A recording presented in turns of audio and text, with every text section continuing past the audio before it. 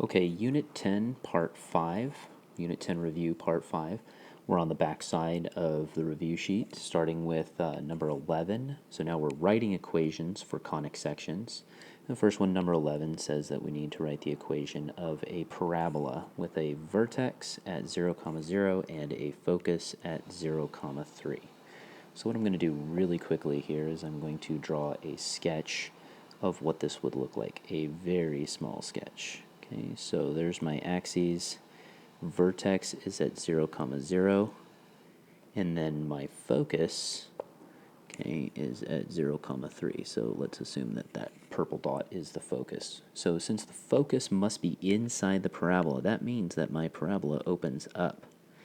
And once I know that my parabola opens up, I'm going to be using the equation of a parabola, x squared equals 4py, where p is the distance from the vertex to the focus, which means all I'm going to do is plug in the distance from 0, 0 to 0, 3, which should be simple enough to figure out that p is equal to 3. So p equals 3. Okay, so that means that all I have to do is now plug that in. So x squared equals 4 times 3 times y. Okay, so that means that my final equation, this is just a matter of simplifying, 4 times 3 is 12y. So x squared equals 12y. And that takes care of number 11. Number 12, okay, number 12, we'll go ahead and do that in blue. It says we've got a circle, okay, so a circle with a center at -3, 2 and a radius of 5.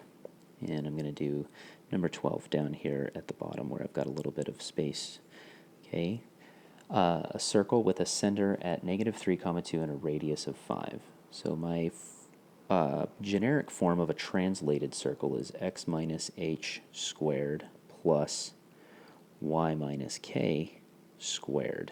Okay, and my center is h comma k. So that means that I'm going to plug in -3 for h, so x minus -3 squared plus y minus, and then my k is 2, so 2 squared.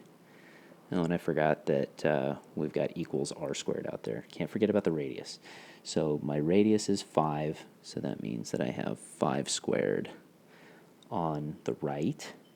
Okay, and now I just go through and simplify. Well, I've got minus a -3 there in my x term, so I will rewrite this as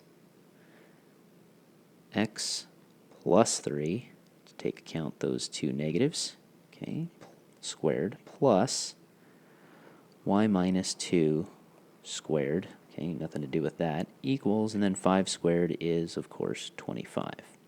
Okay, so that takes care of number 12. All right, let's see if we've got just enough room here to maybe do number 13, and before I do that, for number 13, I will go ahead and give us some room to write. Okay, so let's see, number 13, and we'll go ahead and block the rest of that out for right now. So for number 13, okay, we'll do this one in green. We've got an ellipse. Okay, so we've got an ellipse with vertices at 5, 0 and -5, 0, and then co-vertices. So remember, this is an ellipse, so the co-vertices indicate whatever has the shorter axis, the minor axis. The vertices lie on the major axis, okay, and the co-vertices lie on the minor axis. And of course, our center is going to be in between either the vertices or the co-vertices. Okay, so we can use either. Well, looking at 5, 0 and -5, 0, or looking at 0, 2 and 0, -2, we can tell right away that our center is at the origin. So the center is 0, 0. Okay, and I can tell that because my vertices are at 5, 0 and -5, 0, that must mean that I'm stretched in the x direction, which means that I've got an ellipse that's been elongated along the x-axis. So the x-axis is the major axis. Okay.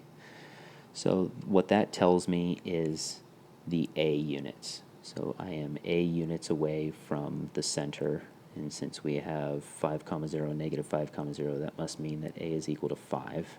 Okay, the co-vertices are b units away from the center, so that means that b is equal to 2.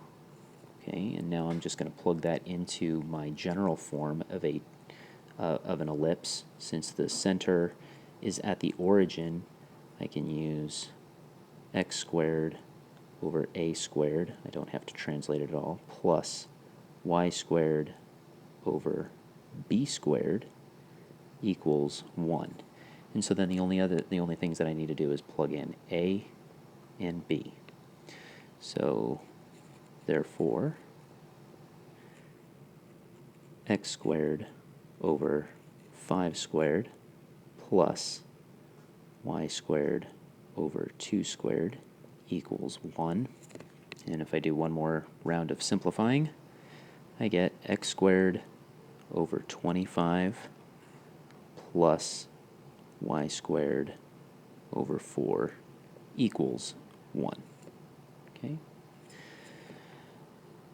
And that'll do it for this one, and we will pick up with review part 6 in the next video.